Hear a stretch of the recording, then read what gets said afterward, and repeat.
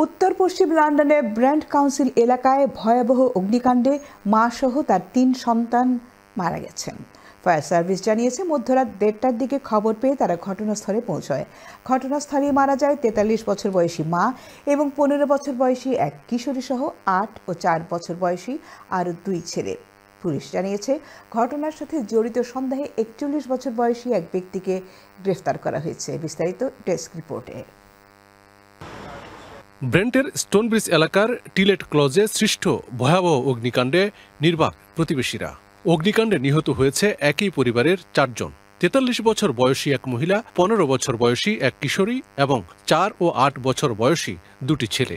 পরিবারটি পাকিস্তানি বলে নিশ্চিত করেছে প্রতিবেশীরা। বলেছেন খুব ভালো একটি পরিবার ছিল তারা। It was just so sad that now the fatalities, that's what's happened.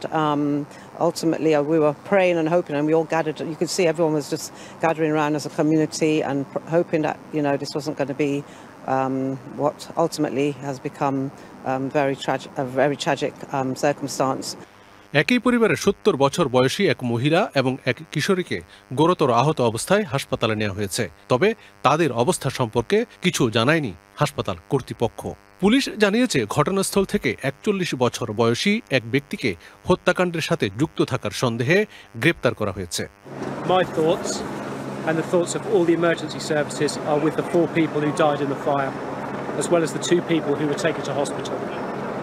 Detectives from the Metropolitan Police are leading the investigation, and we are working closely with the London Fire Brigade to establish the cause of the fire. প্রায় ৭৫ জন fire brigade কর্মী মধ্যরাত ১:৩০টায় সৃষ্ট অগ্নিকাণ্ড নিয়ন্ত্রণে আনে।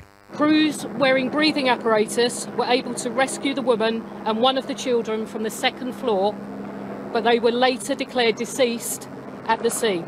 ভয়াবহ এই ঘটনায় আতঙ্ক ছড়িয়ে পড়েছে স্থানীয় বাসিন্দাদের মাঝে। এ বিষয়ে কারো কাছে কোনো তথ্য থাকলে যোগাযোগ করার অনুরোধ জানিয়েছে পুলিশ।